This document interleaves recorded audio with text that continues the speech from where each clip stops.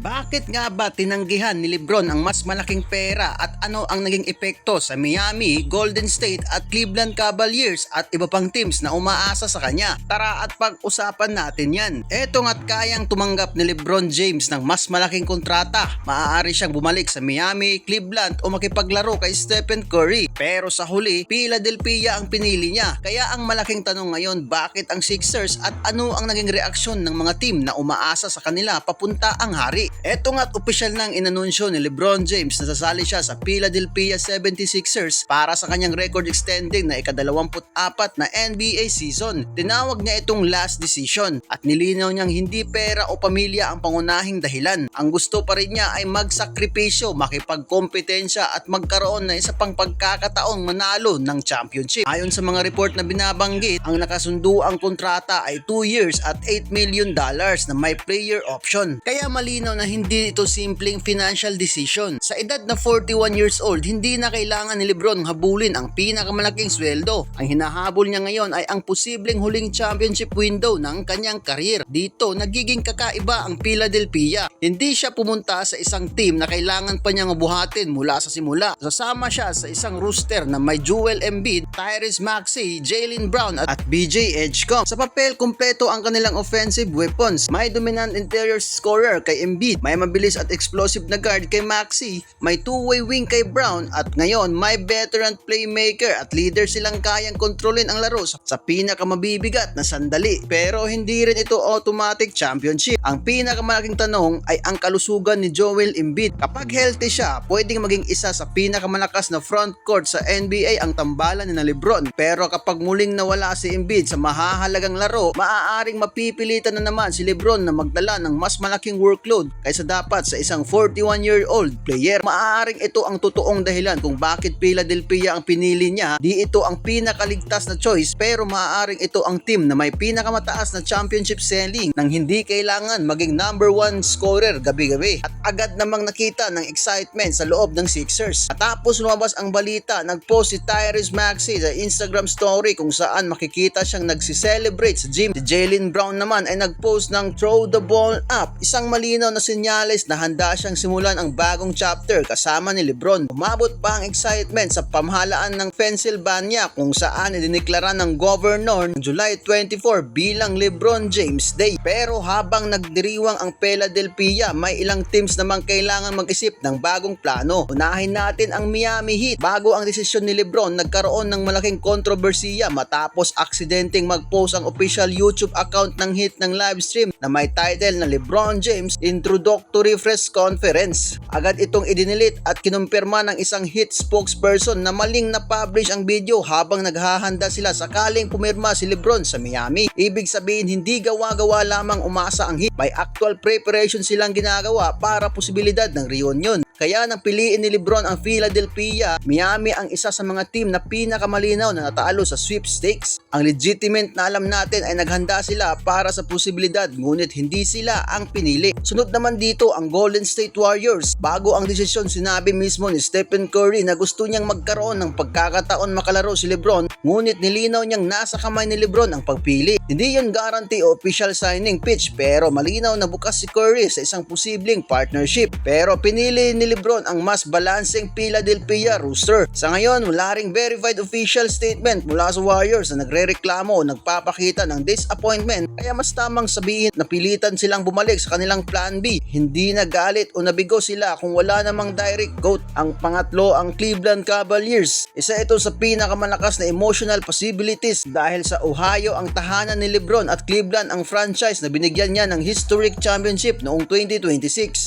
Sa madaling salita, pinili niya ang Philadelphia para sa basketball, ngunit hindi niya itinanggi ang kanyang emotional connection sa Cleveland. Kasama rin sa mga naiula at risado ang Minnesota Timberwolves, ngunit gaya nga ng Cleveland Golden State Warriors, wala pang reliable official team reaction na dapat nating ipresentang ko. Ang confirm lamang ay kasama sila sa mga team na nanligaw na pakita ng interest bago gumawa ng final decision kay Lebron. Kaya dito, sino ang tunay na panalo sa desisyong ito? Philadelphia ba ang obvious winner dahil nakakuha sila ng isa sa pinakamatalinong playmakers sa kasaysayan nang hindi kailangan magbigay ng malaking annual salary base. Based sa reported terms, panalo rin si LeBron dahil nakapili siya ng team na may sapat na scoring, size at star power para bawasan ang kanyang workload. Pero may kapalit ito. Kailangan tanggapin ni LeBron na hindi na lahat ay possession ay sa kanya. Kailangan mag-adjust sina Maxey at Brown sa presensya ng isa sa mga ball handler at kailangan manatiling healthy si Embiid para magkaroon ng saysay ang championship plan. Hindi ito simpleng super team. Isa itong high-risk final experiment. Kapag naging healthy ang Philadelphia, maaaring matapos ni LeBron ang career niya na may championship sa ika-4 na franchise. Pero kapag bumigay ang katawan ni Embiid o hindi nagkasya ang mga bituin sa iisang sistema, maaaring ito rin ang magiging pinakamalaking what if ng huling chapter ng kanyang career. Kaya marahil hindi maliit ang kontrata ni LeBron. Ang tunay niyang bayad ay ang pagkakataong gumawa ng isang huling piraso ng kasaysayan. Para sa inyo, tama ba ang pinili ni LeBron sa Philadelphia o mas malakas sana ang chance niya kung pinili niya ang Warriors, Miami, Cleveland o Minnesota? I-comment ang inyong opinion sa baba at huwag kalimutang mag-like at mag-subscribe at i-follow nyo na rin ang ating mga social media account. Peace out mga ka-Fast Break!